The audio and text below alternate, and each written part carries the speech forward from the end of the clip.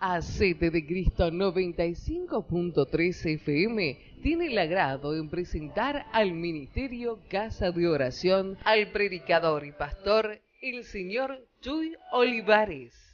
Buenas tardes. Le invito a que abra su Biblia en Santiago 4:13. Santiago 4:13.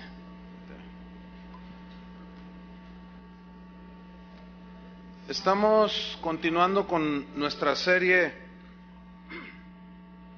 Temas de importancia para la iglesia.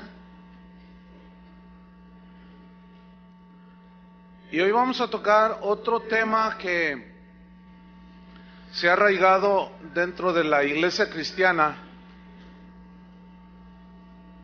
Y es un tema que ha causado pues mucha confusión a los cristianos. Y se titula ¿Es bíblico decretar? Y vamos a leer Santiago 4, versículo 13. Cuando lo tengan, digan ya.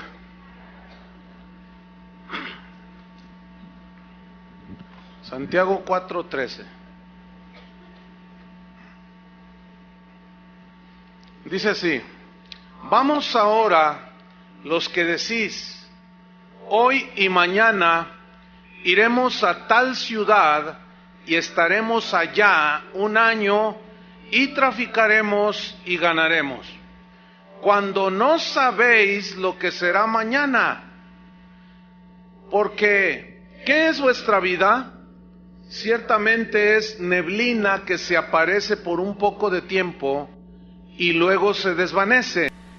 En lugar de lo cual deberíais decir: si el Señor quiere, viviremos y haremos esto o aquello. Pero ahora os jactáis en vuestras soberbias. Toda jactancia semejante es mala. Y el que sabe hacer lo bueno y no lo hace, le es pecado. ¿Qué significa decretar? Según la Real Academia Española lo define de esta manera. Es el dicho de una persona, la declaración de una persona que tiene autoridad y que tiene facultades para resolver, para decidir lo que se debe de hacer. Por ejemplo, un juez. Un juez, en base a las evidencias que tiene, él hace una orden, un decreto, y dice: esta persona debe estar 15 años en la cárcel. El juez tiene la autoridad para dar esa orden. Eso es decretar. Se habla también de un decreto de un presidente. Nuestro presidente puede hacer decretos presidenciales por medio de los cuales él dice: de aquí en adelante ya no va a aumentar la gasolina. Decreto presidencial. ¿Cuántos dicen gloria a Dios? Pero también por un decreto presidencial, o sea, algo que él decide hacer porque tiene la autoridad, tiene la facultad para resolver situaciones y para decidir lo que se debe de hacer. También puede expropiar un predio, etcétera, etcétera, etcétera, por decreto presidencial. Ahora bien, ¿cuántos de ustedes han escuchado algo así como esto? Yo decreto que hoy todo me saldrá bien. Decreto que todo lo que haga prosperará. Decreto bendición de todo tipo sobre mi familia. Decreto bendición sobre mi hogar, sobre mi negocio. Y decreto que Satanás no me tentará. Declaro y decreto que ninguna enfermedad tocará mi vida ni la de mi familia. En el nombre de Jesús, amén. ¿Han oído algo así alguna ocasión? Esta oración es supuestamente una oración cristiana. Ahora vamos a ver un decreto de un esotérico que me encontré allí en internet. Oigamos su decreto de él. Este decreto que voy a leer, o esta declaración de decreto, fue dada el 16 de noviembre del 2007, es decir, poco más de 3 años. Y dice el decreto así: Decreto que no haya miseria en el mundo. ¿Ya se fue la miseria? Bueno. Decreto que el hambre desaparezca. ¿Ya se fue el hambre en el mundo? Decreto que los mares no se contaminen. Había de ver a Chapal aquí. Decreto que los animales sean libres y que puedan correr sin miedo alguno. El que va a correr soy yo. Imagínate un tigre ahí corriendo en libertad. Pero este está bien romántico. Este decreto está romántico. Decreto que en el aire vuele el aroma del amor. A ver todos. Respiren el aroma del amor. Porque aquí un esotérico decretó. Decreto que la maldad ya no exista más y que se extinga. Decreto que todo lo malo cambie y que todo lo bueno abunde. Decreto que a todos les sean concedidos todos sus deseos. Decreto que a los que amo tengan todo lo que se propongan tener y hacer. Yo decreto mi libertad y mi prosperidad. ¿Cuál es la diferencia? Bueno, enseguida de este decreto de un esotérico, estaba un comentario de una persona. Se lo voy a leer el comentario que dejó allí escrito. Dice así: los que me conocen no les va a sorprender esto, pero los que no me conocen van a decir, esta mujer está loca, porque no cree lo que decreta. Dice, hoy siento que mi alma explota. Tengo ganas de gritar y de decir todo lo que pienso, todo lo que siento, porque no me llega nada de lo que decreto. Ya llevo días en que pienso mucho en esto. Por más que decreto, me pasan cosas y me dan impotencia, me da tristeza y quiero encontrar la solución, quiero tenerla, me siento frustrada al no encontrarla. Por más que declaro y decreto, no sucede nada. ¿Por qué? ¿Alguien me puede ayudar? Atentamente, frustrada. Bueno, eso es del lado esotérico. Ahora vamos a ver del lado cristiano. ¿A cuántos les han dicho o han oído esto? Decreto que tus finanzas se liberan de tal forma que llega mucho dinero a tu cuenta de banco en forma milagrosa. Lo decreto. En un mes, a más tardar, recibirás la bendición económica que esperas. Yo lo declaro en el nombre de Jesús. Bueno, pasa el mes. 5 semanas para ser generosos. Y no sucede nada. Tu cuenta de banco no solo no creció, se vació. Y te quedas frustrado. Entonces vas con el profeta decretador y tú le dices, oiga, señor profeta, no me ha sucedido nada de lo que usted decretó. Entonces él te dice, de seguro estás en pecado, por eso no sucede. O te falta fe para que recibas la bendición de Dios. Entonces a mí me sale una pregunta. Yo le diría al profeta decretador, a ver, ¿estoy en pecado o no tengo fe? Entonces yo le preguntaría, ¿qué lo que usted dijo no fue un decreto? Yo no necesito estar bien o mal, creer o no, para que el decreto se cumpla, ¿sí o no? Entonces ya nada más para empezar.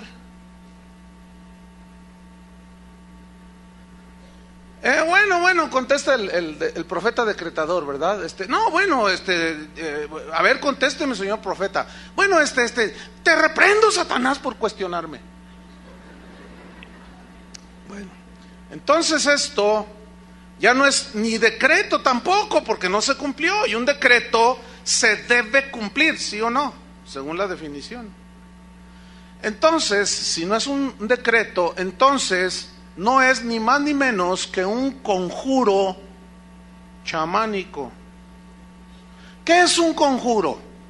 La Real Academia Española define conjuro como una fórmula mágica que se dice, como una expresión que se recita o algo que se escribe con el fin de conseguir algo que se desea. Es una declaración mágica para que algo suceda. O sea, yo te decreto, yo decreto, yo hago, yo digo, con la esperanza de que suceda. Pero resulta que entonces ya no es un decreto, porque el decreto se cumple.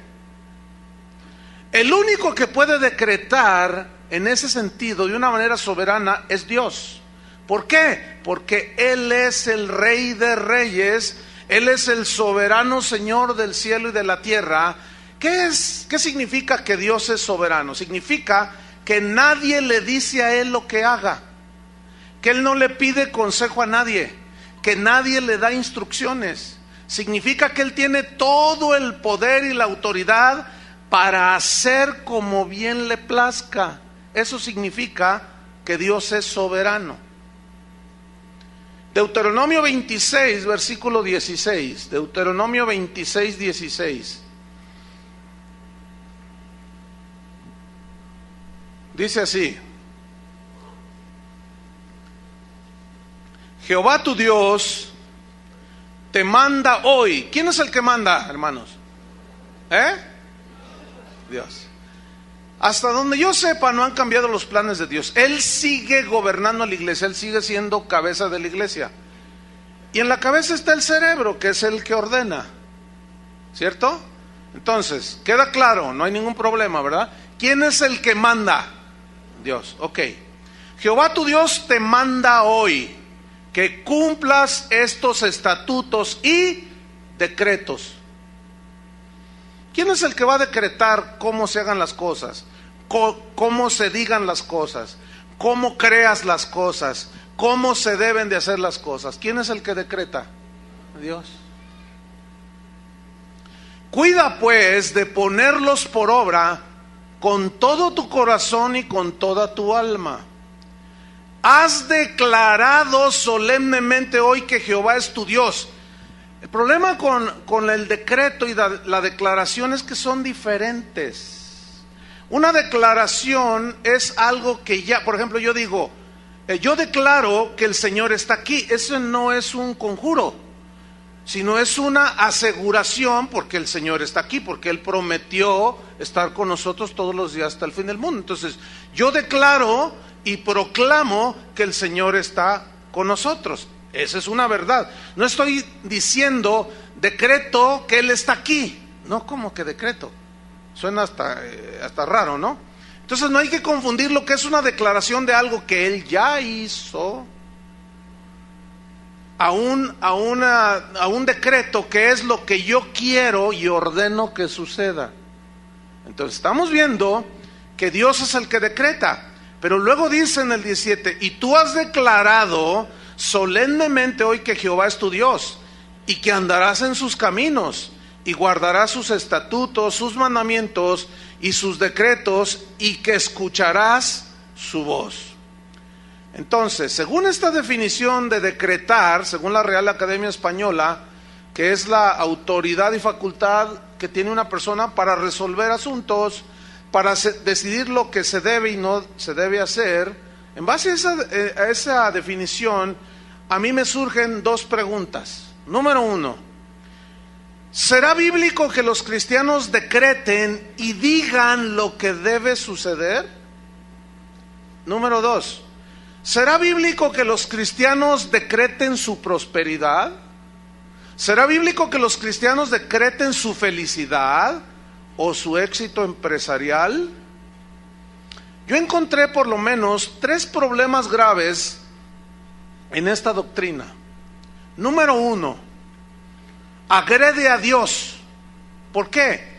Porque agrede a Dios mismo en sus planes que Él tiene para cada uno de nosotros. Por ejemplo, cuando yo me convertí, Él tenía una voluntad específica para mí, como lo tiene para ti. Cuando yo empecé a caminar con el Señor, era indudable que yo sentía un llamado. Yo quería servir a Dios, pero yo quería ser evangelista, porque a los evangelistas pues les va mejor que a los pastores, porque los evangelistas llegan, predican y se van. Y los pastores no, se quedan con todo el ovejerío, ¿verdad? Entonces yo miraba a mi pastor y decía, no, es que ser pastor no. Entonces, si yo hubiera decretado, yo soy evangelista, lo declaro en el nombre de Jesús, y Dios tenía un plan para mí diferente, y Él quería, según su voluntad, que yo fuera pastor, entonces ahí ya hay un problema, ¿no? Y yo sé, bueno, en aquel entonces, cuando yo recién convertido, no se usaba eso de decretar, eso es nuevo. Entonces, yo seguí mi vida, pero yo quería ser evangelista, hasta que un día el Señor, yo sentí que casi literalmente me tomó así como del cuello y me levantó así y me dijo, ¿tú vas a ser lo que tú quieres ser o serás lo que yo quiero que tú seas? ¿Y qué quieres que, Señor? ¿Qué quieres que sea yo? Tú vas a ser pastor. Pero ¿qué tal si yo me pongo a decretar por fe que yo soy evangelista? Entonces ya me metí en un problema. Entonces estoy agrediendo al plan de Dios para mi vida. Entonces, ¿quién soy yo para estar decretando y decretando y decretando cosas en mi vida?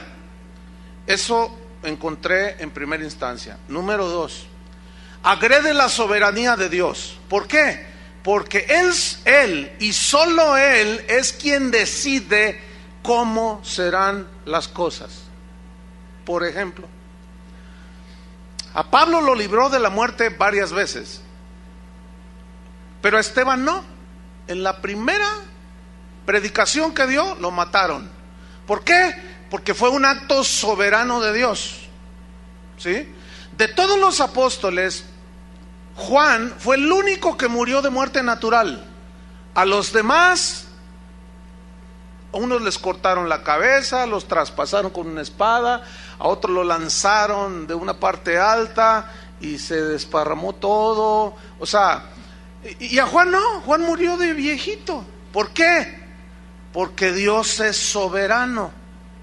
Entonces, si yo me pongo, si por ejemplo, el apóstol el apóstol Pedro, que fue crucificado de cabeza, Dios le reveló que lo iban a matar.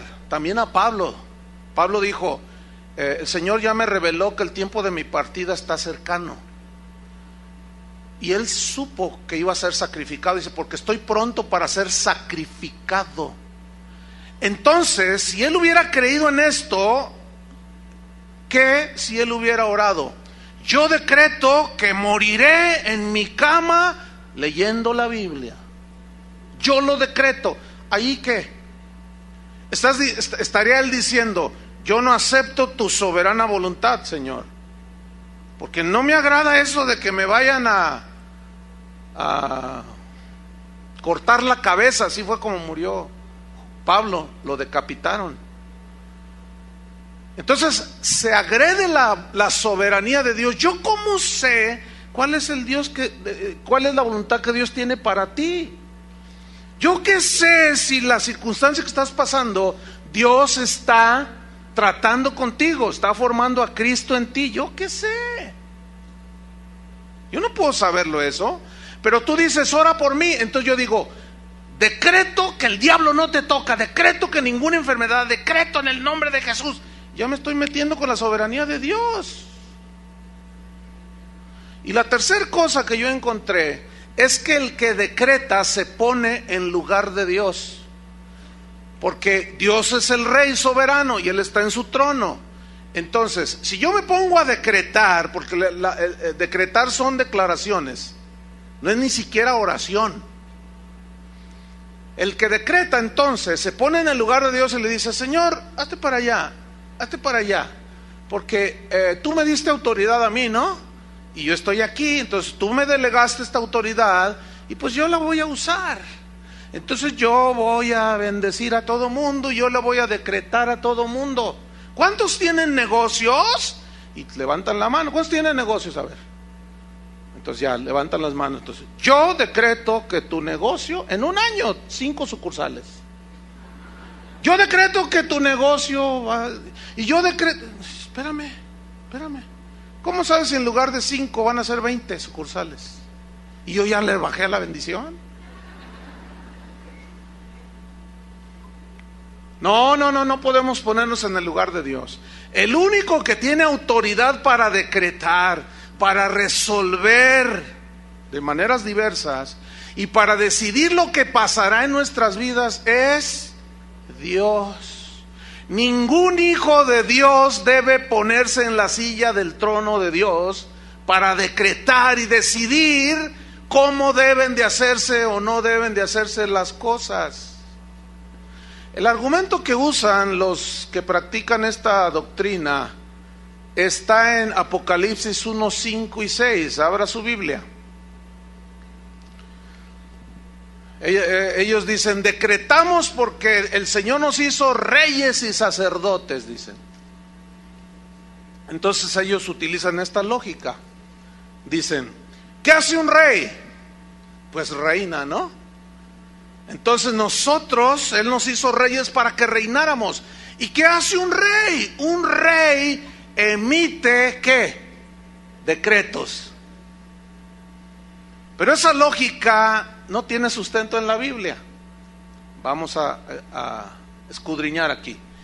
Apocalipsis 1:5, ¿ya lo tiene?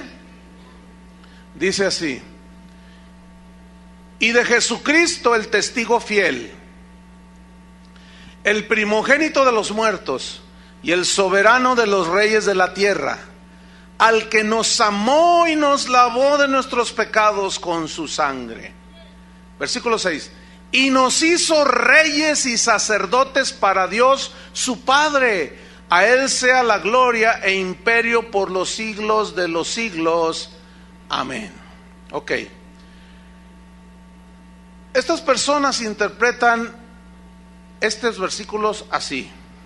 Esto es tomado de una predicación de uno de los que decretan de esta manera, y él está enseñando a un público amplio, y dice: la autoridad de rey que tenemos es un derecho delegado por Cristo a sus hijos, y esta autoridad es para ejercer dominio y señorío. Dios le ha dado a cada creyente el derecho de ejercer poder y autoridad en su nombre. Poder es la habilidad divina para obrar cualquier cosa. Pongan mucha atención a lo que dice, ¿eh? Él te ha dado autoridad y poder para ordenarle a las circunstancias, a los problemas que se dobleguen. Tú tienes la autoridad para decretar y ordenarle a los problemas que se solucionen. Lo único que debes hacer es decretarlo en el nombre de Jesús. Simplemente tú le dices en el nombre de Jesús a las cosas y tú lo decretas, y estás usando el poder que Dios te dio y lo liberas a través de tu boca. Tu boca Dios te la dio para decretar, para atar y desatar. Esa situación temporal, tú, como decían, tú le vas a decir: esta situación temporal por la que estás pasando, como que él está poniéndoles un ejemplo, va a pasar tan pronto como tú le ordenes que se vaya, y que ordenes a los cielos y le des órdenes a la tierra en el nombre de Jesús. Entonces el mundo de las tinieblas tiene que oírte y tiene que obedecerte a ti, porque eres hijo del Dios Todopoderoso y tú eres intocable. Wow. Esto está diciendo que tú eres Dios. Qué triste que esto no lo sabía San Pablo. Qué triste, ¿no? Que estaba allí todo aguijoneado por un mensajero de Satanás y pues no conocía eso. La mayoría, bueno, la pregunta aquí es, Apocalipsis 1, 5 y 6, ¿eso es realmente lo que dice, lo que significa nos hizo reyes y sacerdotes? Porque de ahí se toman ellos. Escúcheme bien, la mayoría de las mejores traducciones de la Biblia traducen estos versículos, es muy interesante que lo traducen semejante del griego. Si nos vamos al griego, sale sin duda el verdadero sentido de la frase nos hizo reyes y sacerdotes. para Dios su Padre. Y se lee de esta manera en el griego y en algunas versiones ya traducidas contemporáneas. Se lee así: Jesucristo, que nos amó y nos lavó de nuestros pecados con su sangre, escuche, ha hecho de nosotros un reino para Él. ¡Qué diferente! Y fíjese qué sentido recobra. Nos hizo para Él un reino. Hizo de nosotros un reino para Él. ¿En dónde está el reino de Dios? Según la Biblia, en el corazón. ¿Qué significa que el reino de Dios esté en el corazón de la persona? Que sus decretos, sus mandamientos, su palabra mora en nuestros corazones, ¿cierto? Y donde hay un reino, hay un rey. No puede haber dos reyes. Y Cristo, el Rey de los verdaderos cristianos, es el que reina en ese reino que somos tú y yo. ¿Me expliqué? Entonces mira cómo recobra sentido. El que nos lavó de nuestros pecados con sus sangres ha hecho de nosotros un reino para Él. Él necesitaba que morar en nosotros para poder gobernarnos. ¿Entienden? Ha hecho para Él de nosotros un reino y nos hizo sacerdotes también para que sirvamos a Dios su Padre. A Él sea el poder y la gloria por siempre, así sea. Ok. Cristo gobierna, tiene su reino implantado en sus hijos, ¿sí o no? Porque un reino, pues es donde Él gobierna, es el área donde Él gobierna. Ok. Como Él es el Rey, Él es el que nos gobierna a nosotros. Entonces, ¿dónde está lo que nosotros somos reyes? No tiene sentido. No puede haber dos cabezas. Porque como dice la Biblia, serían un monstruo, ¿verdad que se dice?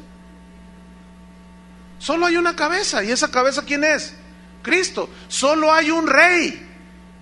Cristo. Ok, somos reyes. Él es el Rey de Reyes. ¿Contento? Entonces, si Él es el Rey de Reyes, significa que Él sigue reinando sobre cualquier rey. Y si Él sigue gobernando sobre cualquier rey, ¿quién se debe someter a quién? Nosotros debemos de someternos al Rey soberano, al que dicta y decreta cómo se hagan las cosas. Porque es Él el que dice Él es el que dice cómo nos acercamos a Dios. Él es el que dice cómo nos debemos de arrepentir. Él es el que dice cómo debemos de tener nuestra familia. Él es el que ordena cómo se gobierna la iglesia. Él es el que decretó cómo se utiliza la fe. Él es el que enseñó. Él es el que decretó. Él es el Rey. Hasta allí me van siguiendo, ¿verdad? Ok. Con malas interpretaciones como esta de las Escrituras, muchos son arrastrados. En este caso, son arrastrados para usurpar el lugar que solo a Dios le pertenece, el trono. Hay una historia que sucedió allá en las Europas de la Edad Media, por allá. Un rey, allí en uno de esos países, que tenía un hijo. Y todos los reyes acostumbraban a que a sus hijos les ponían los mejores maestros, el mejor matemático, el mejor literario, el mejor geógrafo, todo lo mejor, los mejores maestros. Y había unos que sabían mucho y eran los tutores de los hijos de los reyes. Y los educaban ellos en todos los conocimientos. Entonces se cuenta que había un rey que tenía un hijo, un príncipe. Entonces un día llegó el maestro, el tutor, para tener sus correspondientes clases, y encontró al hijo del rey brincando en la mesa de estudio, y brincaba y aventaba las cosas y las pateaba. Entonces aquel anciano sabio se le acercó y le dice: príncipe, debería de comportarse como corresponde al hijo de un rey. Y aquel príncipe, futuro rey, Le dijo: a mí nadie me dice lo que tengo yo que hacer. Yo me comporto como me da mi gana. ¿No sabe quién soy? Soy el hijo del rey. Y aquel hombre sabio le contestó: precisamente porque eres el hijo del rey, no te puedes comportar como te da tu gana, sino como te debes comportar. Y cayó al mozalbete príncipe. Y nosotros decimos: somos hijos del rey. ¿Cuántos saben que somos hijos del rey? ¿No sabe quién soy? A mí nadie me va a decir, ni el rey te va a decir. A mí nadie me va a decir cómo yo haga las cosas. Yo aquí mando. A ver, espérame. Reyesillo de Tepito. O de Santa Tere, pues. Más cerquita. Cálmate, reyesito. Ok, el padre de aquel príncipe murió. Y el muchacho, en su momento, llegó a ser rey. En el caso nuestro rey, porque somos hijos de un rey, nuestro rey nunca muere. Por lo tanto, jamás de los jamases vamos a ocupar su lugar. ¿Contentos o no de ser hijos de un rey? Pero ya entendiste que nunca llegarás a ser rey. El rey es Él. Y si lográramos ser reyes, ok, vamos a suponer que Él, repito, Él sigue siendo y será por toda la eternidad Rey de reyes y Señor de señores. Y seguirá gobernando su reino que está en nuestro corazón.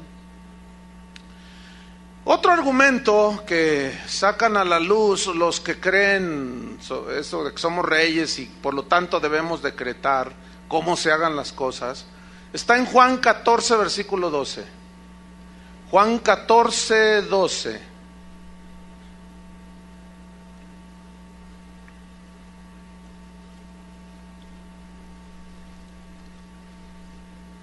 Algunos se confunden un poco y dicen: pastor, entonces ¿cómo entender los pasajes cuando dice en Marcos: vayan y prediquen el evangelio, en mi nombre echarán fuera demonios, en mi nombre los enfermos sanarán, en mi nombre esto, en mi nombre esto? Bueno, esa autoridad sí se nos dejó.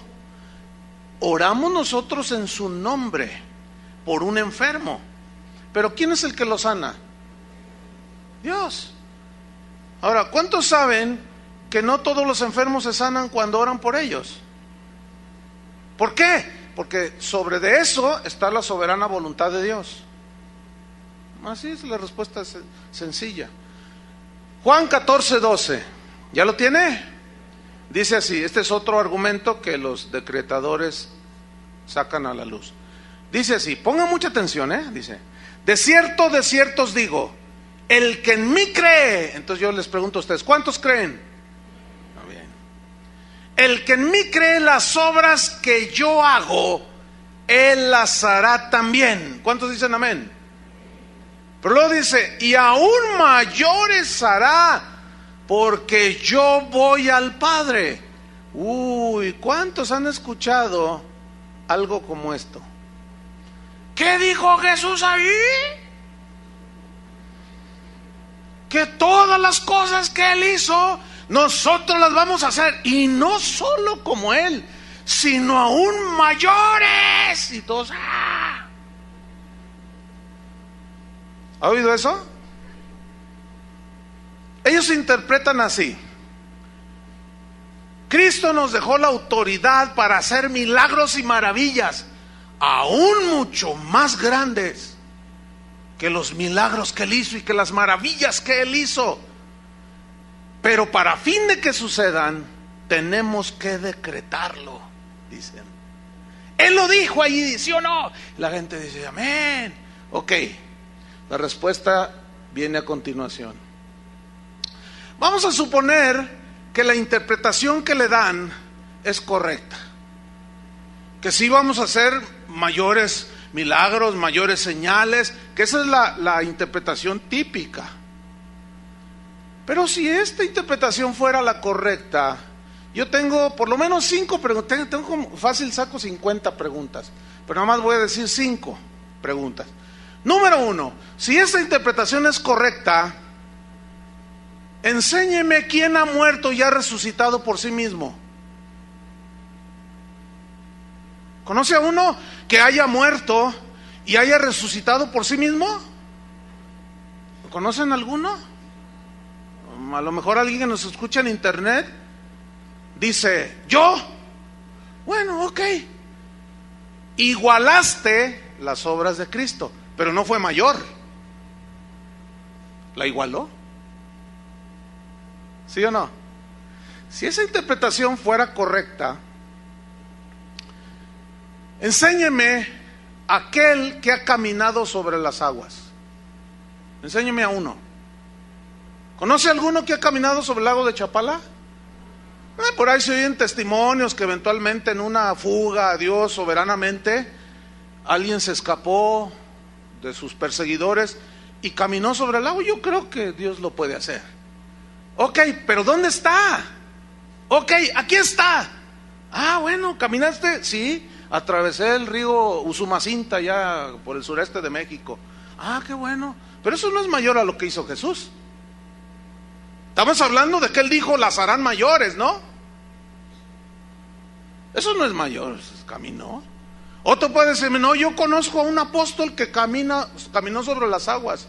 Y no solo caminó, sino también se elevó como Jesús, se llama Chris Angel.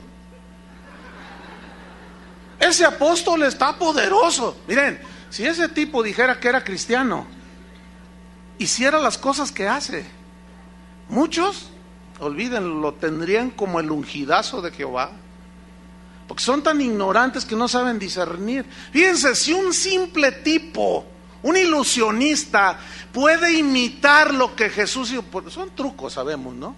Y una que otra magia por ahí media satanoide, ¿eh? La puede igualar, nada más. Entonces, si esa interpretación fuera correcta, yo quiero que me enseñen ustedes aquel que multiplicó un plato de pozole para 10,000 personas.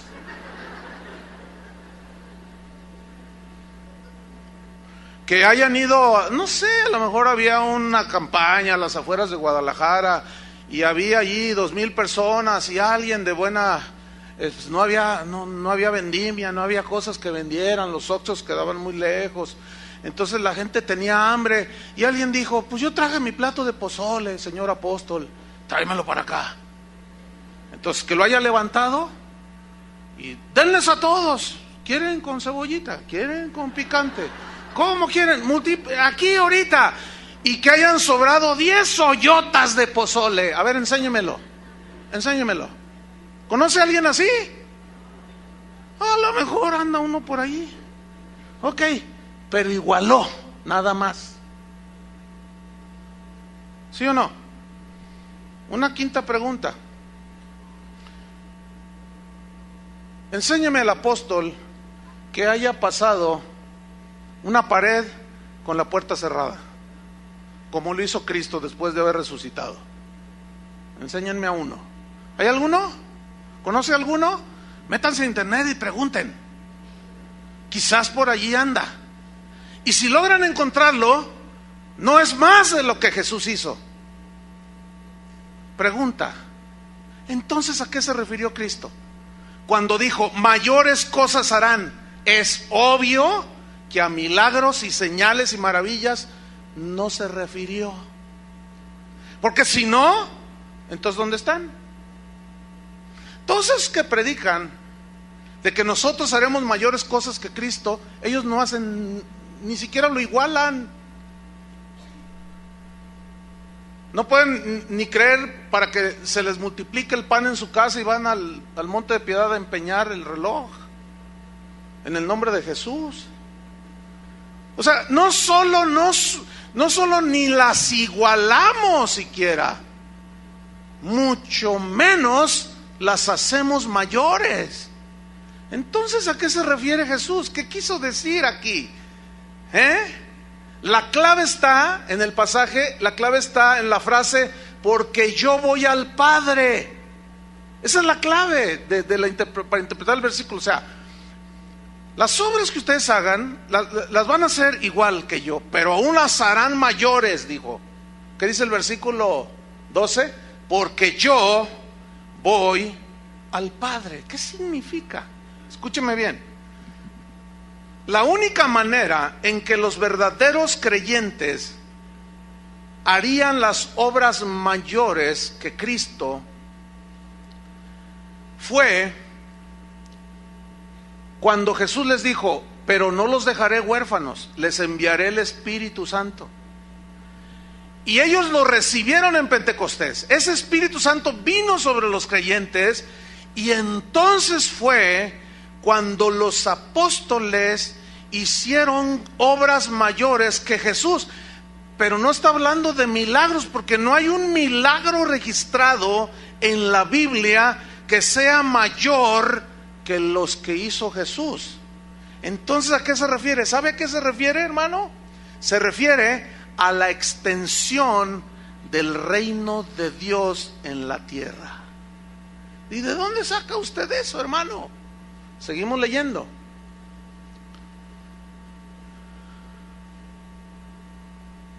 El versículo 13. Quiero que note usted cómo está ligado hacer obras mayores a la oración. ¿Lo alcanza a ver? Versículo 13. Está ligado a la oración.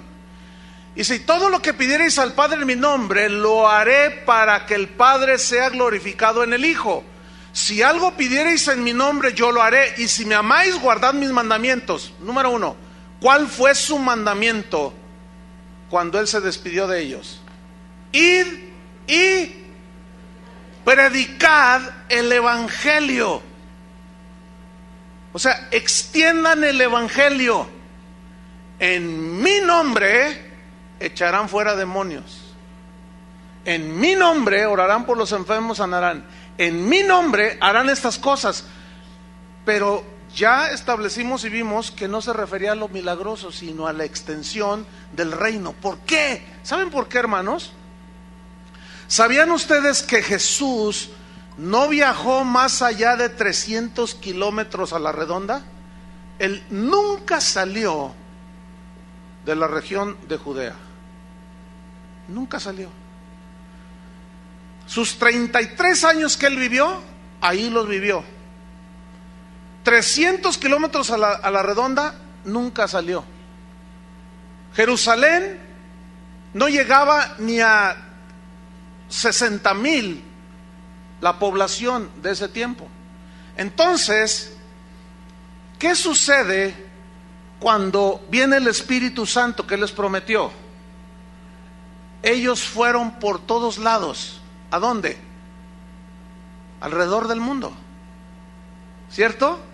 Cumpliendo el mandato de Jesús. Vayan y prediquen. Ok. ¿Sabe que el apóstol Pablo viajó, hizo 3 viajes misioneros y superó a Jesús el número de gente a la que le predicó? Superó a Jesús con mucho los países y las naciones que Él tocó con sus pies y predicó. A eso se refería. Pedro mismo, cuando recibieron el Espíritu Santo, predicó, y en un solo sermón, ¿cuántos se convirtieron? 3,000. Estableció el reino de Dios en 3,000 nuevos creyentes. ¿Sí o no? A Jesús nunca se le convirtieron 3,000 en un mensaje. Al contrario, al final de su vida se quedó con 11. ¿Sí o no? A eso se refería. Le voy a decir algo, hermano. En los años 90 yo hice un viaje. En esos años yo viajé muchísimo por todo el mundo. Hice un viaje en una ocasión, en los años 90, al Sudamérica. En un mes, hermano, yo le prediqué a más de 1 millón de personas. En un mes. Eran estadios de 70,000, 80,000 personas, 50,000. Hubo explanadas que la gente ni supo cuánta gente iba. El sistema de audio que usaban, como esas bocinas que están ahí arriba, equivalían por lado, llenaban hasta arriba todo lo que es esta plataforma, por lado.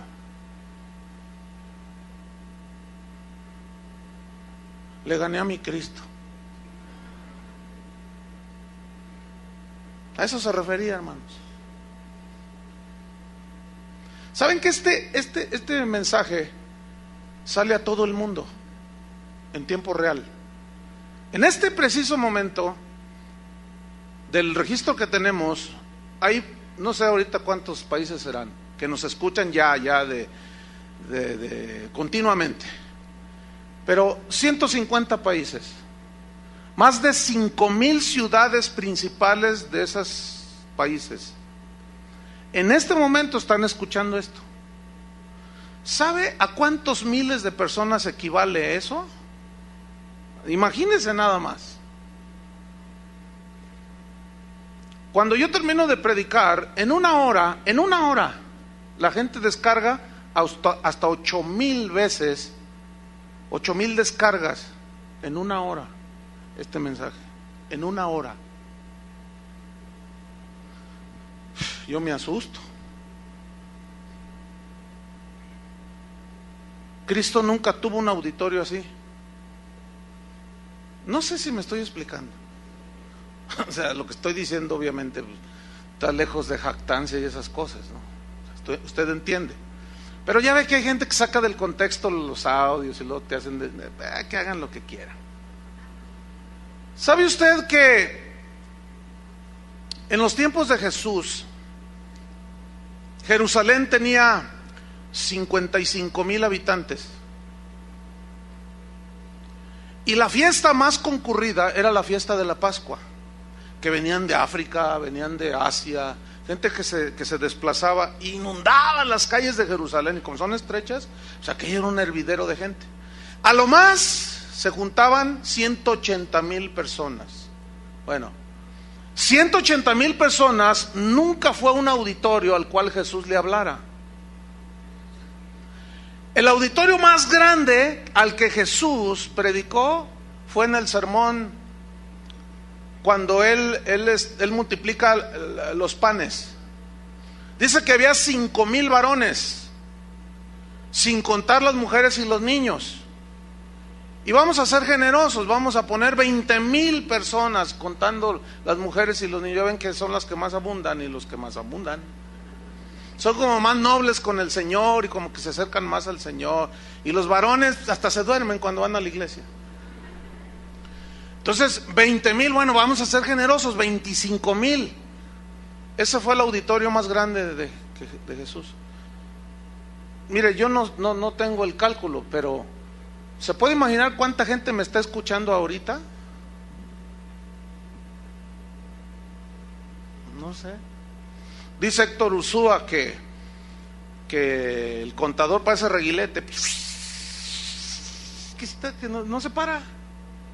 Cuando la gente ingresa a la página, porque hay un contador que registra cuántas visitas son.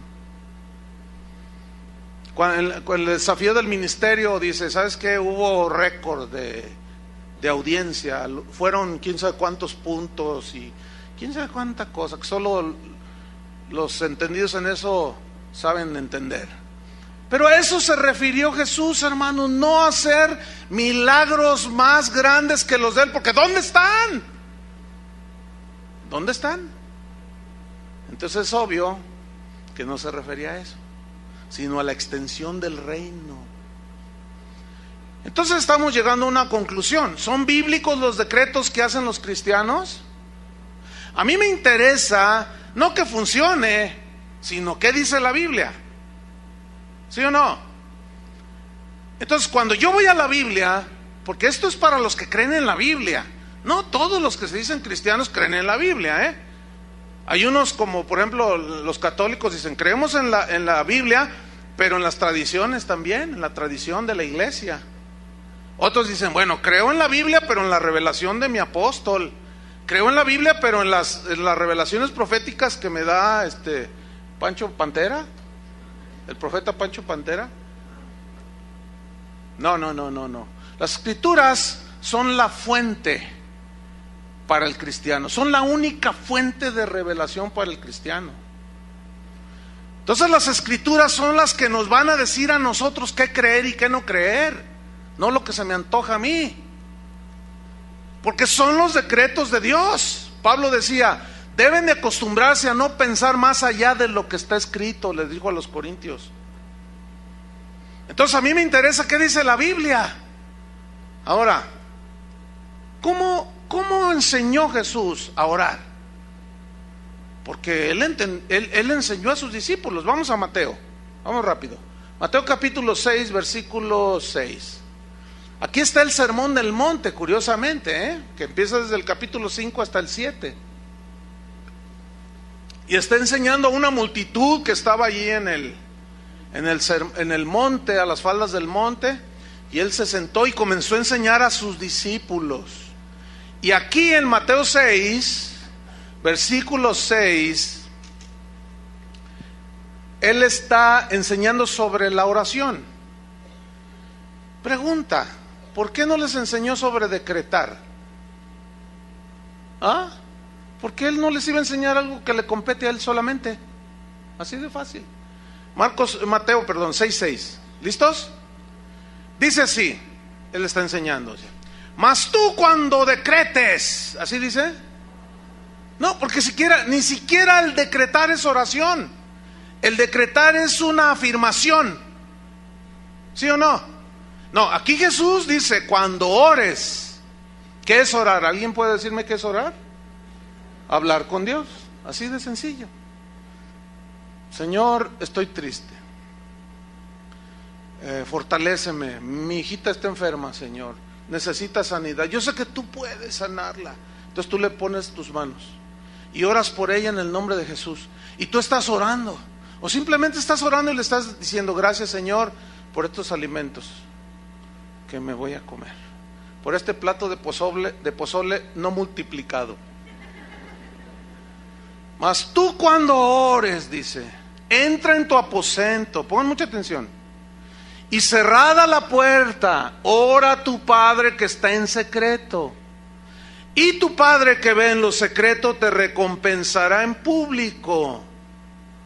Y orando, no uséis vanas repeticiones, como los gentiles. ¿Quiénes son los gentiles? La palabra gentil significa pagano. Fíjese, también los paganos oran. Dice, pero tú no seas como los paganos que usan vanas repeticiones, que piensan que por su palabrería serán oídos. Ellos piensan. Dice, no os hagáis pues semejantes a ellos. No sean como los paganos que hablan y hablan y hablan. No, ustedes no van a ser así. Porque vuestro Padre sabe de qué cosas tenéis necesidad antes que vosotros se las pidáis. Y una señora así, de esas que son humildes, sencillas, pero de buen corazón, preguntó, pastor, ¿y qué caso tiene si él ya sabe mis necesidades? ¿Para qué quiere que se las pida? Pues para que tengas comunión con él. ¿O a ti te molesta que tu hijo te pida? Pues no. Imagínate que tu hijo te dice, mamá, ¿me puedes dar de comer? Tengo hambre. ¿Me das de comer? Dame, ándale de comer. Entonces tú le contestas, ¿y por qué me pides si yo ya sé lo que tengo que hacer?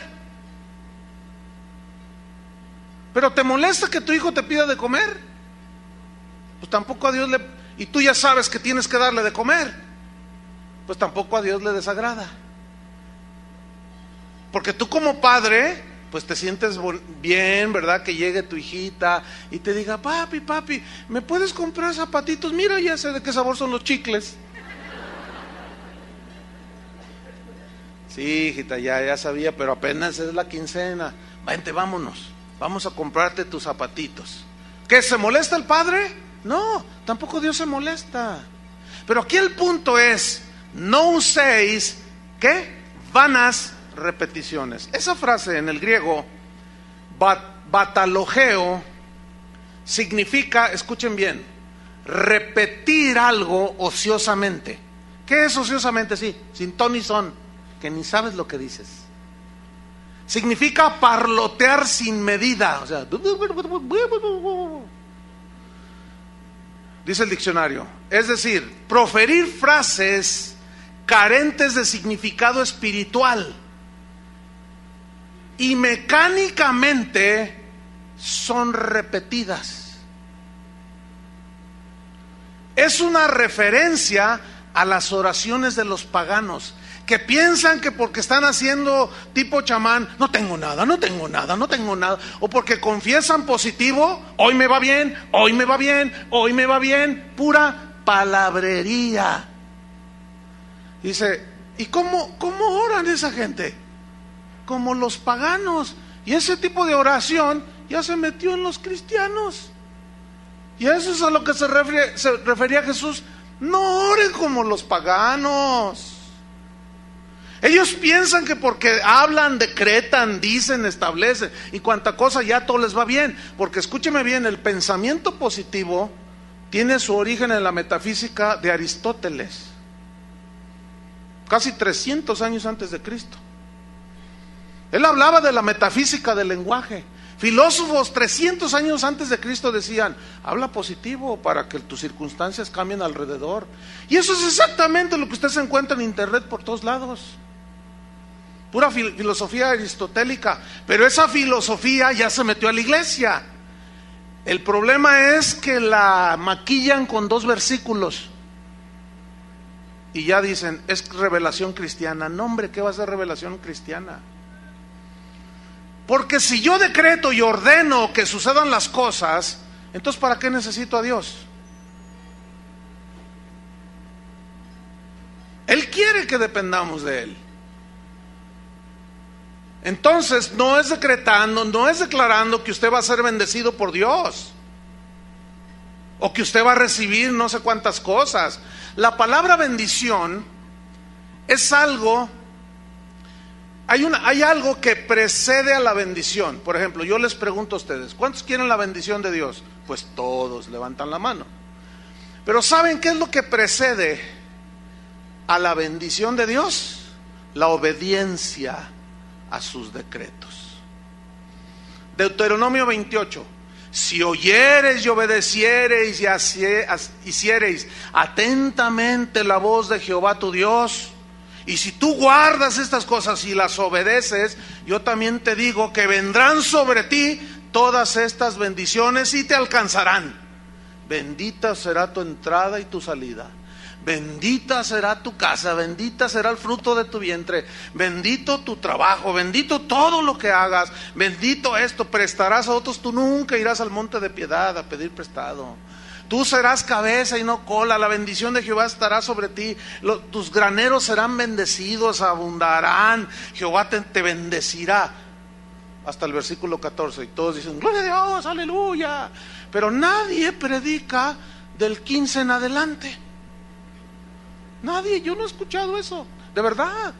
Eso de Deuteronomio 28, de los decretadores de la bendición, nada más citan hasta el 14. Pero a partir del 15 hasta el 60 y no sé cuántos, son más. Dice, pero también te digo que si no obedeces a Jehová tu Dios, vendrán sobre ti todas estas maldiciones y te alcanzarán. No te ajustará la comida. Tus hijos serán rebeldes, tú te volverás loca. Así dice. Desvariarás en tu mente, dice. Pedirás prestado, serás esclavo de otros. Entonces, ¿quieren la obediencia? ¿Quieren la bendición? Obedezcan la palabra de Dios. Todas las promesas de Dios están condicionadas a la obediencia. Todas. Absolutamente. Entonces, si yo decreto para ustedes prosperidad, escúcheme bien, anulando tu estado espiritual actual, si tú andas en adulterio, si tú eres un ladrón, si tú eres, iba a decir no, iba a decir político, pero no es sinónimo así tan descarado, ¿no? Si tú eres qué sé yo, un defraudador, si tú eres un zeta que viene a la iglesia, si tú, o sea, eres lo que seas, ¿verdad? Y ya crees que lavas tus pecados porque vienes aquí, entonces te encuentras con el predicador y dice, Dios te ama como estás. Ay, si a veces no soy tan malo. Ayer descuarticé a uno, pero pues ahí está hablando el hombre de Dios, está diciendo que como sea, Dios me ama. Entonces yo decreto que tu negocio prosperará. Yo secuestro 2 al mes. 10, Dios me va a bendecir. Pues yo obtengo mi ganancia de aquí y de acá. Entonces, si el predicador hace a un lado el estado espiritual de la gente y empieza a decretar bendición y prosperidad, y que tus hijos serán los dueños de la Universidad de Guadalajara, y que quién sabe qué tanto, y que tus hijos van a ser los reyes de no sé qué, y que tú y que más allá, escúchenme bien, hermanos, toda esa gente la están mandando derechito al infierno. ¿Cómo mis decretos? ¿Que acaso mis decretos anularán el estado espiritual de las personas? Imposible. Y esta gente habla, usted decrete, ¿qué quiere? ¿Qué quiere? Ordénele. ¿Cómo sabe usted si Dios está tratando con usted? Y lo tiene ahí todo quebrantado. Entonces te dice el decretador, no lo recibas, ordénale que se vaya. Y el Señor te tiene allí y estás ahí peleándote con Dios. Y yo te respeto, Señor, nomás te ve así, mira, con la pura uña nomás te ve así. Y por más que decretes, estimado hermanito, reyesito de la del Fresno, no por eso cambiarán los planes de Dios. ¿Conocen el Salmo 1? Bienaventurado el varón que no anduvo en consejo de malos. ¿Oyeron, varones? No, pues piden oración para que Dios los prospere y se juntan con lo peor de Guadalajara. Hacen lo que hacen ellos. ¿Cómo quieren bendición? Bienaventurado el varón que no anduvo en consejo de malos, ni en silla de escarnecedores se ha sentado, sino que en la ley de Jehová medita de día y de noche. Sí, cómo no. Meditan de día y de noche. Se la pasan viendo la televisión y así quieren la bendición. ¿Por qué tengo malos pensamientos, pastor? Libérame. ¿De qué te libero? Es que tengo muchos pensamientos. Haga una oración de liberación. No, espérame. No. Lo que tienes que hacer es meditar en la palabra de Dios. Llena tu corazón, tu mente de los pensamientos de Dios y verás cómo se van los otros. Pero todo quieren mágico.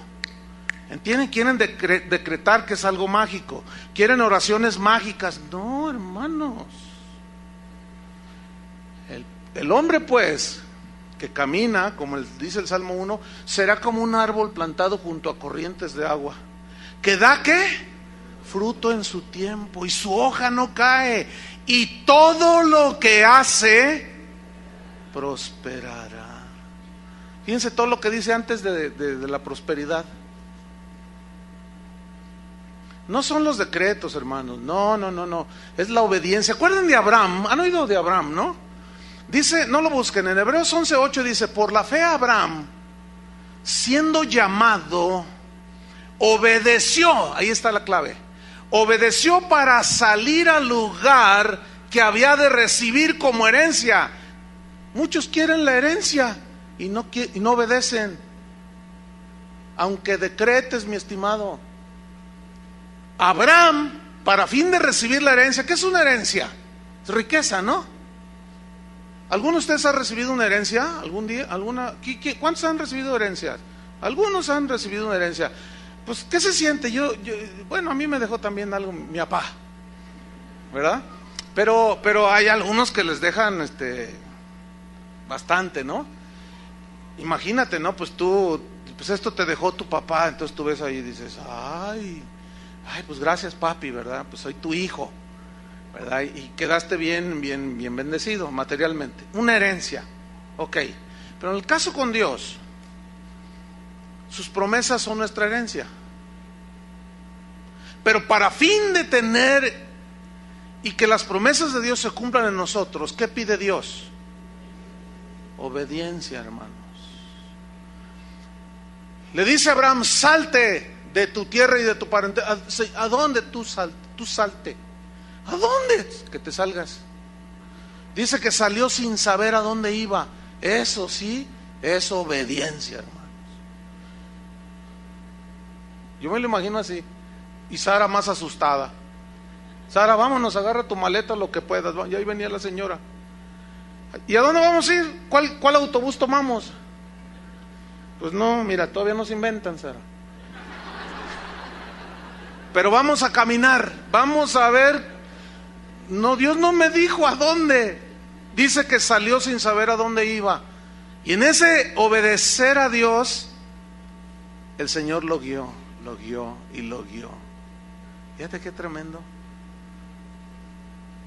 Hermanos, no es por decretos, ni por anhelos de nosotros, es por obediencia. Pero escúchenme bien, aún siendo obedientes, eso no significa que no va a haber pruebas en tu vida. Job era un hombre temeroso de Dios, justo, recto, íntegro, y Dios lo probó bien tremendo. ¿Qué me dice de Pablo? Pablo era un varón de Dios, temeroso de Dios, ¿sí o no? Irreprensible en los caminos del Señor, fiel a Dios hasta la muerte. Y lo persiguieron, una vez lo apedrearon, le dio un aguijón porque se querían enorgullecer, y el Señor le mandó un aguijón ahí para que tumbarlo y humillarlo, y que él no confiara en sí mismo, y lo postró allí en tierra, aún siendo un siervo obediente, hermano. Entonces estamos llegando a la conclusión de que ¿quién es el que gobierna? ¿Quién es el que establece cómo se hacen las cosas? ¿Quién es el que decreta qué decir, qué hacer y qué no hacer? Dios. Y nosotros, de nosotros ha hecho un reino para Él, donde Él reina. Y yo debo dejar que Él reine. Y yo tengo que ser humilde ante el Rey de Reyes y Señor de Señores. Para irnos sobre el final, Santiago 4:13, que fueron nuestros textos iniciales. Santiago 4:13 al 17. Ahora, fíjese cómo cobran vida estos versículos, después de lo explicado. Sígame ahí en Santiago 4:13. Dice así: vamos ahora, como diciendo, ya cálmate, cálmense ya. ¿Qué se creen? Eso es lo que significa vamos ahora. Síganme. Vamos ahora, ya cálmense. Cálmate, Juanito, ya con tus cositas. Cálmense ya los que dicen: hoy y mañana iremos a tal ciudad y estaremos allá un año y traficaremos, comerciaremos, significa, y ganaremos. Cálmate, le dice Santiago. Cuando no sabéis, versículo 14, cuando no sabéis lo que será mañana. ¿Cuántos de ustedes saben si van a amanecer mañana? A lo mejor saliendo te aplasta el tren. A ver, ¿quién tiene asegurado la vida? No, dice, cálmate. Esos, vamos, cálmense. Los que andan allí diciendo que yo esto, lo otro, y que voy a hacer esto y que no sé qué. Cálmate. No sabes lo que será mañana. Porque ¿qué es vuestra vida? A ver, les pregunta. Ciertamente es neblina que se aparece por un poco de tiempo y luego se desvanece. ¿Qué somos? ¿Reyes o neblina? Está bueno para un título de un mensaje, ¿no? Versículo 15. En lugar de lo cual deberíais decir. En lugar de lo cual, todos esos que tienen diarrea verbal, que están fluye con sus decretos. En lo cual deberíais decir, ¿qué? ¿Qué deberíais de decir? Si el Señor quiere, nota que Él no se opone a que hagamos cosas, Él no se opone, pero lo que se opone es que tú lo hagas a un lado. Si es que dices que es tu rey. Si no es tu rey, pues tú di como los del versículo 13. Ah, no, yo les voy a demostrar. En un año hago lana. ¿No estás tomando en cuenta a Dios? ¿Ah? En lugar de lo cual deberías de decir, si el Señor quiere, viviremos. Viviremos. Es decir, que cuando alguien se muere, ¿qué significa? Que ya Dios dijo hasta aquí. Entonces, ¿dónde sale eso de reprender a la muerte?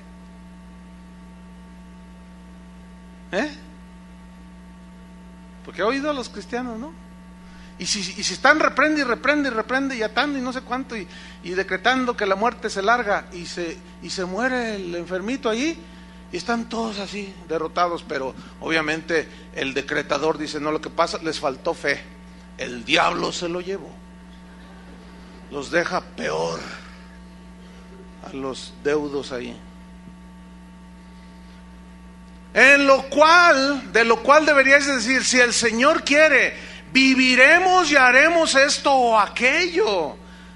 16, pero ahora, dice Santiago, os jactáis en vuestras soberbias. ¿A qué soberbia se refiere?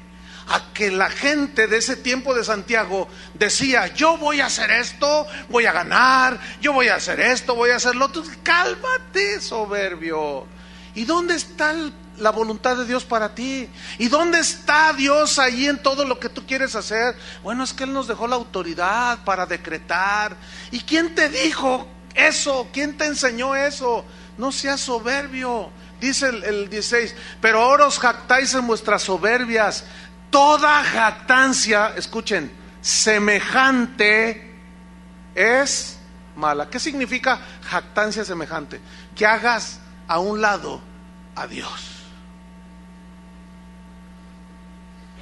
Que me quiero casar, pregúntale si es el hombre. Pero no se le preguntes después de que te casaste, que eso es bien común. Ya se casaron, ya les pusieron sus golpizas. Pastor, ¿será el hombre de Dios para mi vida? ¿Qué quieren que les diga? ¿Que sí o que no? Ante las evidencias. Pero no tomamos en cuenta a Dios. ¿Quieres hacer un negocio y ni te acuerdas de Dios? ¿Quieres hacer cualquier cosa? Ni te acuerdas de Dios. Eso es jactancia, eso es soberbia, eso es hacer un lado a Dios. En lo cual deberíais decir, si Dios quiere. ¿Saben que un hermano hace 1 año y medio me dijo, pastor, fíjate que Dios nos bendijo, bueno, recibimos una herencia y bueno, a mí Dios me ha bendecido, queremos hacerte a ti y a tu esposo un regalo de aniversario de bodas. Ah, hermano, ¿de veras? Sí. Queremos regalarte un viaje a Europa. Órale. Todo pagado, todo. 3 semanas y media, casi un mes. Pero vamos a hacer un viaje, dice, porque yo te voy a acompañar, me gustaría acompañarte. Vamos a ir a todos esos países donde Pablo predicó. Y vamos a estar en los lugares donde él predicó. Y vamos a ir a donde Martín Lutero predicaba. Y vamos a ir donde John Hus en Escocia. Y vamos a conocer los lugares donde... Ese era el tipo de viaje. Así, no, pues yo me emocioné. Entonces le dije, bueno, pues oremos y si Dios quiere, vamos.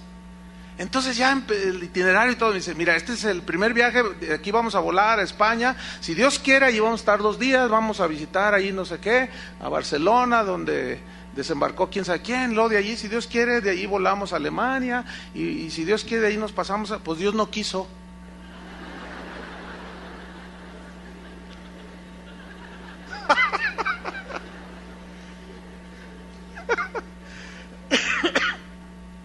Dios no quiso. A 1 semana de irnos, unos días, pum, que le da un infarto al hermano. Y casi se andaba muriendo. Y me dice, vete tú, Chuy, están todos los boletos. Le dije, no, ¿cómo crees? Si te mueres tengo que regresarme. Le dije, no, además no haría yo una cosa así. O sea, se me haría de muy mal gusto. Imagínate, te mueres y pues ¿cómo? No, llego tarde a tu velorio. Y todo risa y risa, ¿no? Pero Dios no quiso. Ahora, usted debería de preguntarme a mí, ¿y cuál fue tu reacción? Está buena esa pregunta, ¿no? Pues como si nada hubiera pasado. Simplemente Dios no quiso. Y yo no me frustré. Aquí está mi esposa. Padre, ¿por qué me haces esta? Ya van 4. Porque ya van 4, 2, 3 veces ya con las maletas casi para irnos a Israel, y empiezan a tirar bombas 2, 3 días antes y se vuelve a cancelar. Pero ya sé lo que están pensando algunos que me están oyendo, porque los de aquí ya no piensan así. No, usted oró mal. El diablo lo robó. Usted debió de haber decretado, porque eso era una bendición. Usted debería de haber atado al diablo. Usted hubiera reclamado, usted hubiera. Usted debería de haber hecho. Más bien, deberíais de decir, si el Señor quiere. ¿O no? Eso fue lo que dije yo. Pregunta, ¿el diablo me robó? ¿Perdí una bendición porque no decreté? Bah, no me venga con esas. Yo estoy contento con la voluntad de Dios, hermano. Cuando mi padre murió, que estaba ahí en su cama, yo oré. Yo tengo fe, yo he orado por mucha gente que se ha sanado. Y yo oré por él, le dije, Señor, yo sé que tú lo puedes sanar, no hay nada imposible para ti. Y empecé a orar, y me dice, no, ni ores, me dijo, me lo voy a llevar ya. Así me dijo, claramente. Ya es su tiempo para él. Pues yo me levanté, porque me dice el Señor, ve y habla con tu mamá, que por allí debe andar mi mamá. Ve y dile a tu mamá que ya me lo voy a llevar, prepárala. Y me levanté, voy con mi mamá y le empecé a hablar. Fíjese, mamá, la Biblia dice esto, y que el Señor, Él es dueño, y cuando Él quiere. Y hablé como 1 hora y media con ella. Me regresé al cuarto, estaba Carlos, eras tú, ¿verdad? Estaba Carlos, no estaba Berta, estaba mi esposa y yo. Estábamos en el cuarto de mi padre, allí ya en coma mi papá. Y vimos claramente cuando él se movió, hizo así, y murió. Y le llamé al doctor, oigan, venga a ver a mi papá. No, se acaba de morir tu papá. Y murió, yo lo vi morir. ¿Se lo llevó el diablo? ¿Debí de haber reprendido a la muerte? A mí Dios me dijo, no ores, es su hora, y me lo llevo. Decreto que ese niño, ya ven, ni funciona, no se calla. A ver niño, ¿dónde estás?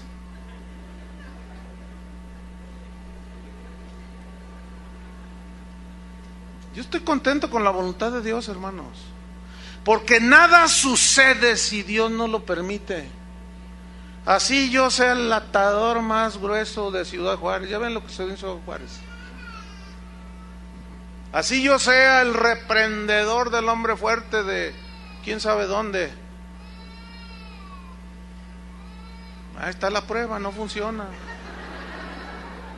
el decreto. Por más que se puso peor, mírenlo, iba.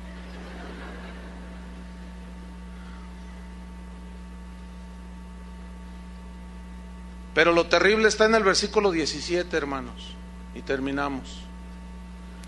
Y al que sabe hacer lo bueno y no lo hace, le es pecado. ¿Qué significa el que sabe hacer lo bueno? Significa que tú incluyas a Dios en tus planes. Ese es el contexto, no está cambiando de tema. Ahora ustedes ya saben hacer lo bueno, ¿no? ¿Qué es? Juan decía, si pedimos alguna cosa conforme a su voluntad, Él nos oye. Significa Él nos responde. Lo cual significa que yo le puedo pedir algo que anhelo y deseo, pero si no está en su voluntad, Él no está obligado a responderme. Tengo otro tema allí que he estado desarrollando, que se va a llamar ¿contesta Dios todas las oraciones? La respuesta es no. ¿Y las que no responde, qué son, falta de fe? No, necesariamente. Porque entonces Pablo no tuvo fe cuando oró 3 veces a Dios que le quitara el aguijón y no se lo quitó. Pero eso ya será otro tema. Entonces, orar conforme a su voluntad, eso es lo que tenemos que hacer nosotros. Cuando uno de sus discípulos se acercó a Jesús, le dijo: Señor, enséñanos a orar. ¿Qué le dijo Jesús? Vosotros cuando oréis, oréis así, y decid: Padre nuestro que estás en los cielos, santificado sea tu nombre. Venga a nosotros, ¿qué? Tu reino. Haz de nosotros un reino donde tú seas el rey. Y nosotros sacerdotes para servir al Padre. Fíjate, ¿ves cómo encaja la interpretación? Venga a nosotros tu reino, hágase tu voluntad como se hace en el cielo, se haga aquí en la tierra. Pregunta, ¿quiénes son los que van a hacer la voluntad de Dios? ¿Los que no lo conocen o los que supuestamente lo conocemos? Nosotros, ¿sí o no? Nosotros somos los que vamos a hacer la voluntad de Dios. Porque Él es el rey en nosotros, su reino está en nosotros. Entonces tú y yo somos los que vamos a hacer la voluntad de Él, no nuestra propia voluntad. Pero luego viene algo que no les gusta a los de la prosperidad. Danos hoy 2 millones de pesos en nuestra cuenta. ¿Así dice? Danos hoy nuestro pan de cada día, o sea, cada día oras, esperando tu provisión de Dios.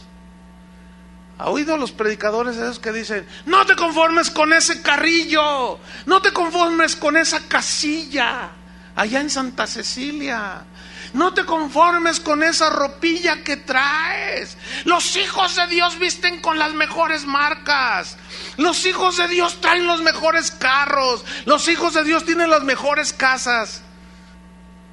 Cálmate,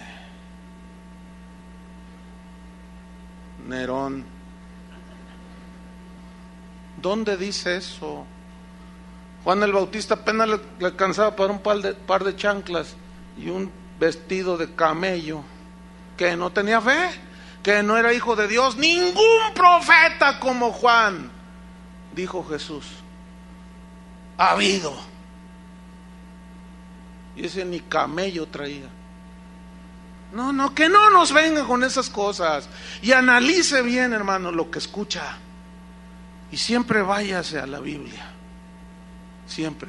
Y perdona nuestros pecados, nuestras ofensas, así como nosotros perdonamos a los que nos ofenden. Y no nos dejes caer en la tentación. Y líbranos del mal.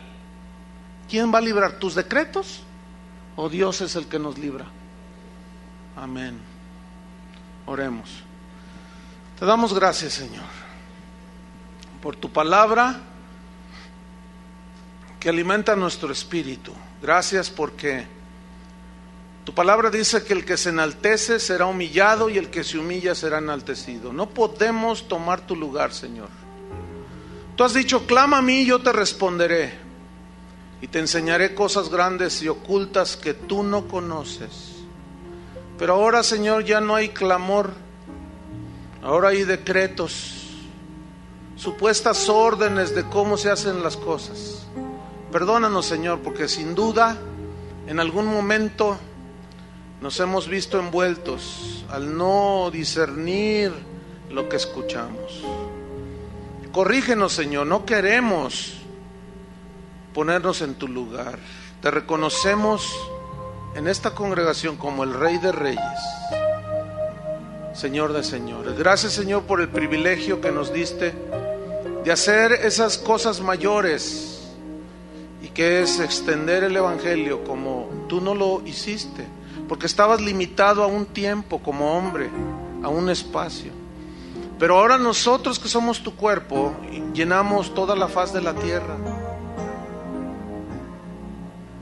Gracias, Señor, porque tú nos corriges. Cuando oremos, Señor, no levantemos nuestra cerviz orgullosa, sintiéndonos dignos y merecedores de las cosas, sino con humildad diciendo: Padre nuestro, tú estás en el cielo, tú eres altísimo. Nosotros somos terrenales, mortales, somos neblina, somos como flores del campo, que hoy son, mañana ya no son.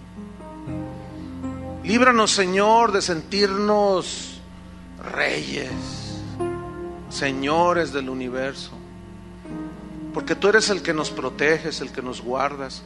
Tú mandas alrededor de nosotros a tus ángeles que nos guarden.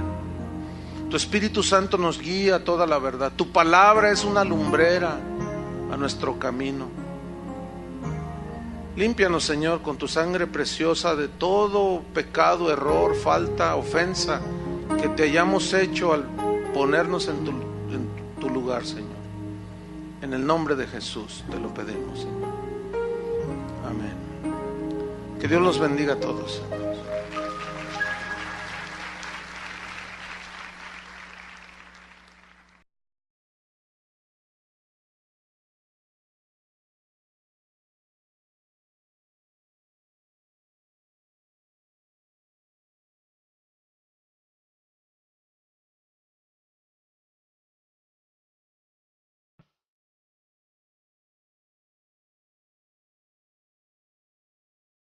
Hacete de Cristo 95.3 FM tiene el agrado en presentar al Ministerio Casa de Oración al predicador y pastor, el señor Chuy Olivares.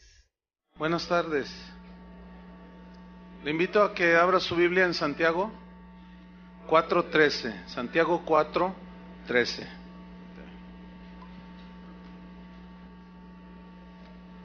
Estamos continuando con nuestra serie Temas de importancia para la iglesia.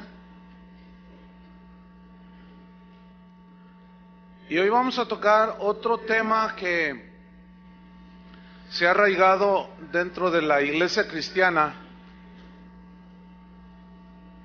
Y es un tema que ha causado pues mucha confusión a los cristianos. Y se titula: ¿es bíblico decretar? Y vamos a leer Santiago 4, versículo 13. Cuando lo tengan, digan ya.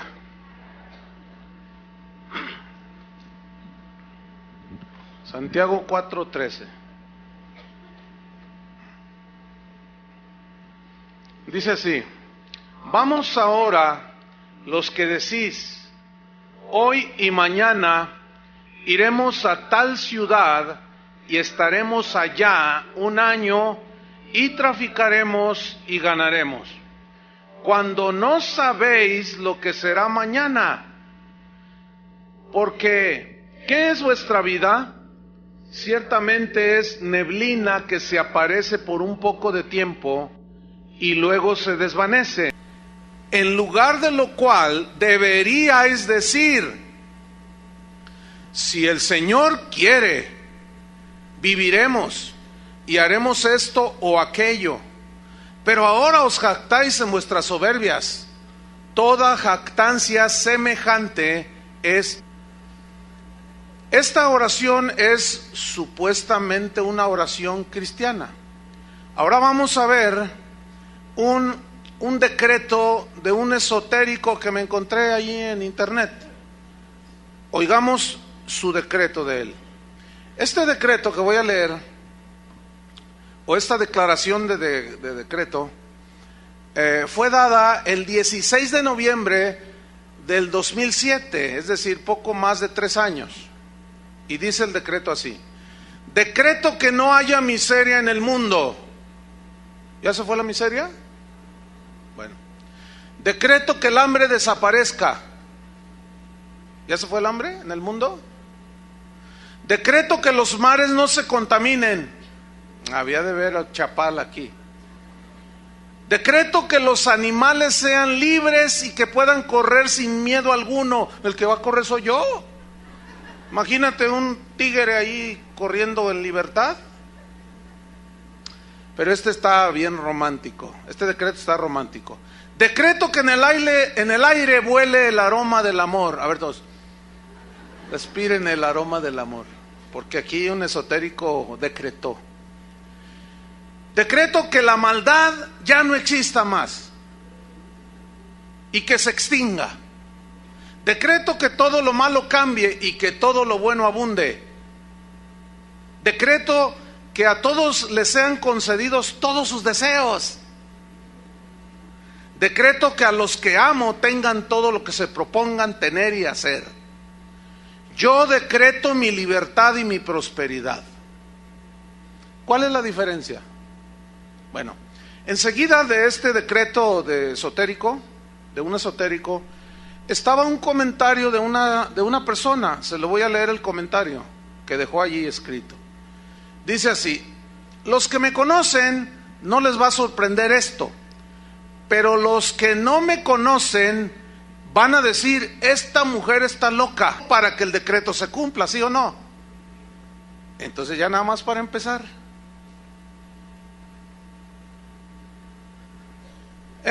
Bueno, contesta el profeta decretador, ¿verdad?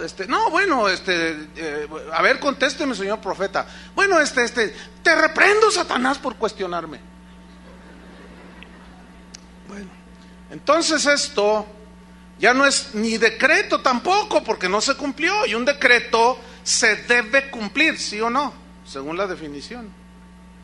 Entonces, si no es un decreto, entonces no es ni más ni menos que un conjuro chamánico.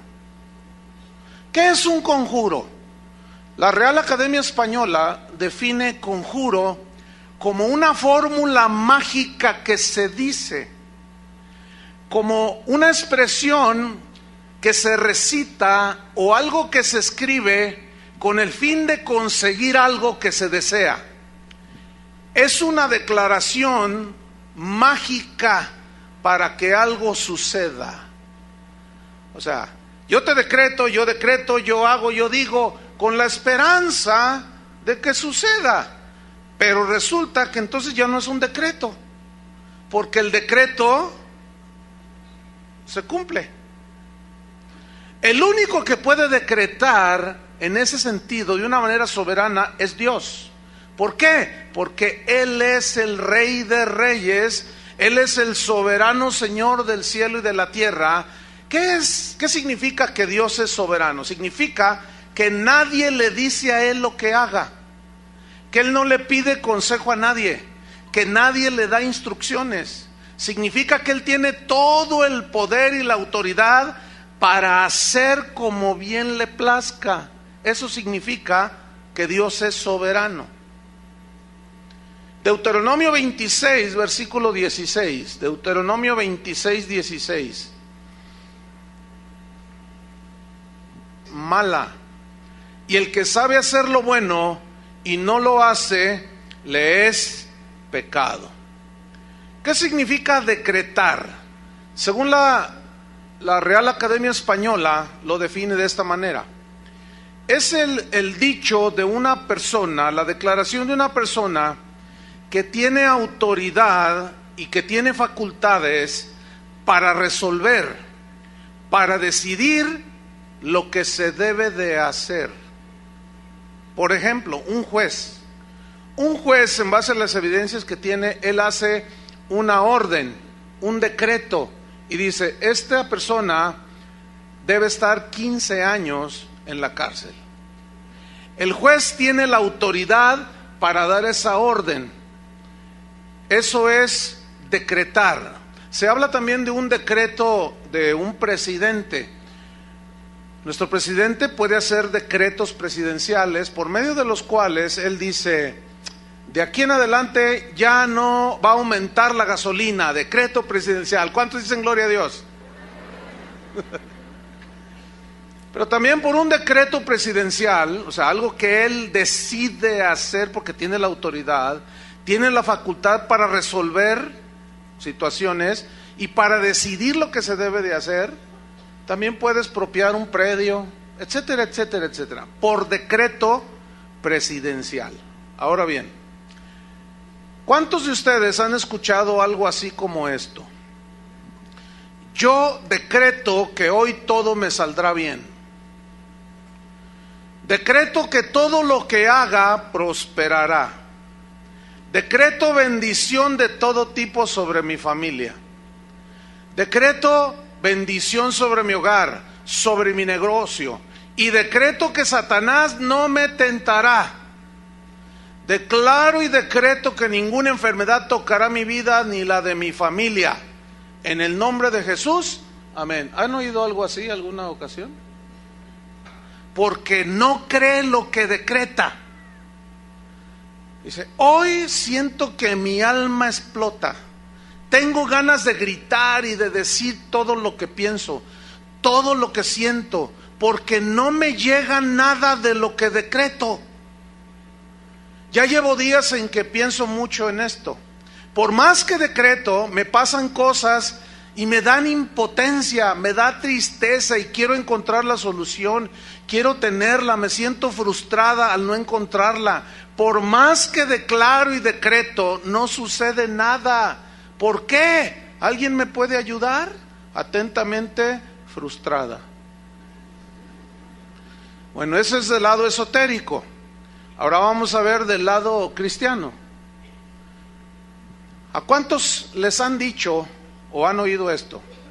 Decreto que tus finanzas se liberan de tal forma que llega mucho dinero a tu cuenta de banco en forma milagrosa. Lo decreto. En un mes, a más tardar, recibirás la bendición económica que esperas. Yo lo declaro en el nombre de Jesús. Bueno, pasa el mes. 5 semanas para ser generosos. Y no sucede nada. Tu cuenta de banco no solo no creció, se vació. Y te quedas frustrado. Entonces vas con el profeta decretador y tú le dices, oiga, señor profeta, no me ha sucedido nada de lo que usted decretó. Entonces él te dice, de seguro estás en pecado, por eso no sucede. O te falta fe para que recibas la bendición de Dios. Entonces a mí me sale una pregunta. Yo le diría al profeta decretador, a ver, ¿estoy en pecado o no tengo fe? Entonces yo le preguntaría, ¿qué lo que usted dijo no fue un decreto? Yo no necesito estar bien o mal, creer o no